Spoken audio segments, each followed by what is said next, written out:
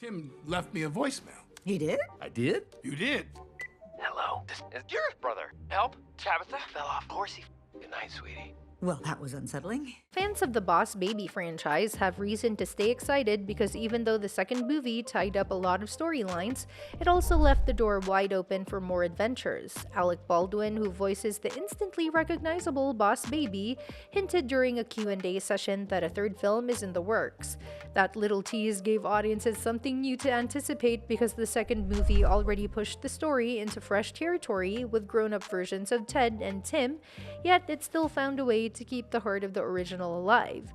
The first movie introduced us to the whole idea of Baby Corp, a secret, baby-run organization where suit-wearing infants were tasked with maintaining the balance between love for babies and other distractions like puppies.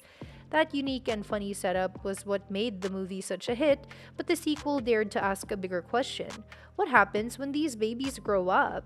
By the time the Boss Baby 2 Family Business came along, Ted and Tim weren't babies anymore. They were adults with very different lives. Tim had settled into a domestic role as a stay-at-home dad, while his wife Carol worked to provide for their family. Their household includes his 7-year-old daughter Tabitha and their infant Tina.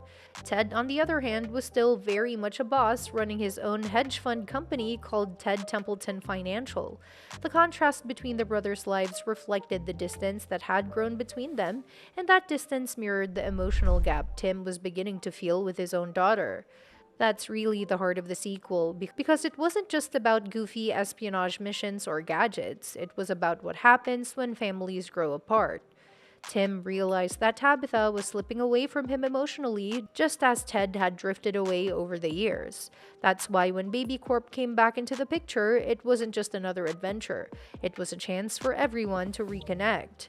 The twist in the sequel came when Tina revealed herself as the newest baby boss. Following in her Uncle Ted's footsteps, she pulled Tim and Ted into one more big mission. She needed them to investigate Dr. Irwin Armstrong, the eccentric head of the Acorn Center for Advanced Childhood. Armstrong was determined to make kids grow up faster by robbing them of their playtime and childhood joy. On the surface, it looked like he was pushing education, but in reality, he was hatching a plan for a full-blown baby revolution. Armstrong himself turned out to be a baby in disguise, living inside a mechanical adult suit, which gave the story one of its most unexpected twists. So Tina convinced both Tim and Ted to shrink back down into baby form so they could infiltrate Armstrong's school and stop him. What followed was a mix of wild spy movie action and heartfelt family drama. The adventure put the brothers back on the same team, but Tina had her own reasons for pushing it forward. She secretly hoped that working together would help heal the strained bond between Tim and Ted. Baby Corp may have needed the mission to protect the world, but Tina needed it to remind her dad and uncle that family mattered more than anything. The big climax came during the holiday pageant when Armstrong launched his scheme to hypnotize parents through his app, QT Snap.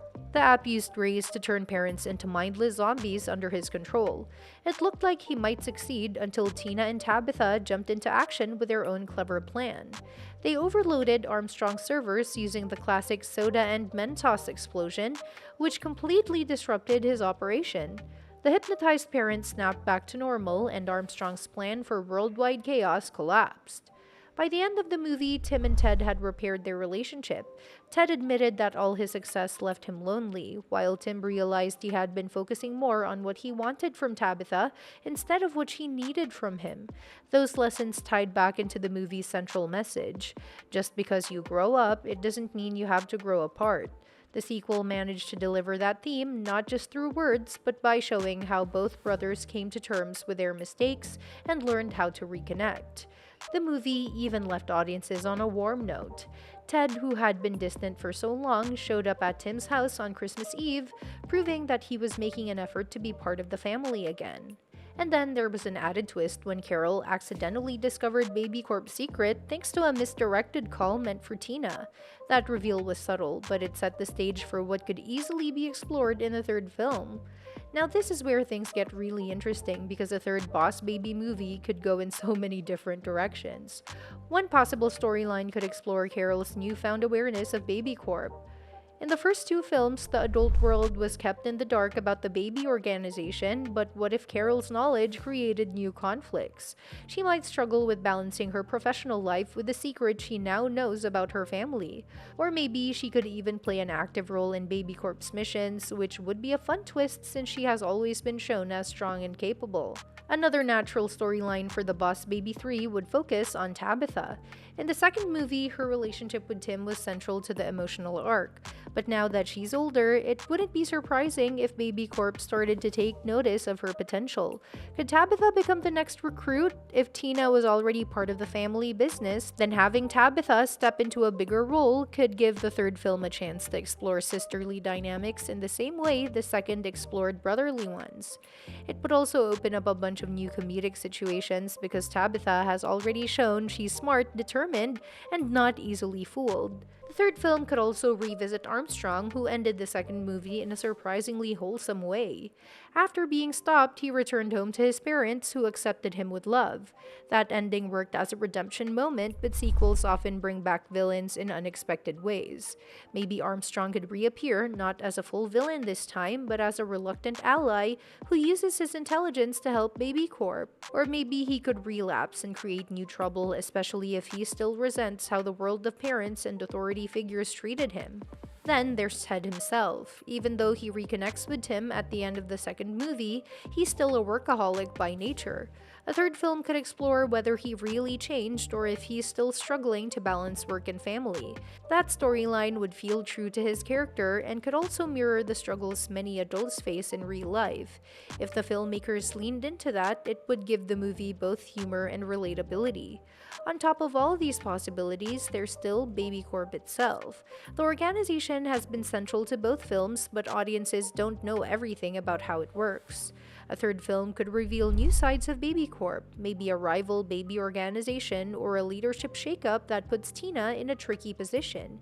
Because Tina proved herself in the second movie, she could even be considered for a higher role within the company. Watching her navigate that responsibility while still being a baby could create both laughs and heartfelt moments.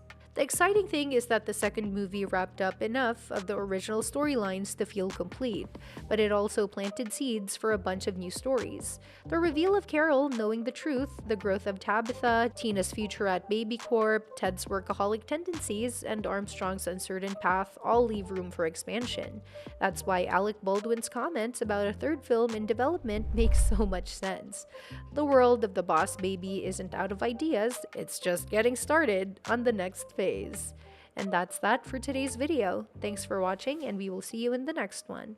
And don't forget to like, share, and subscribe to stay in the loop, and if you want, you can share your thoughts about this video in the comments.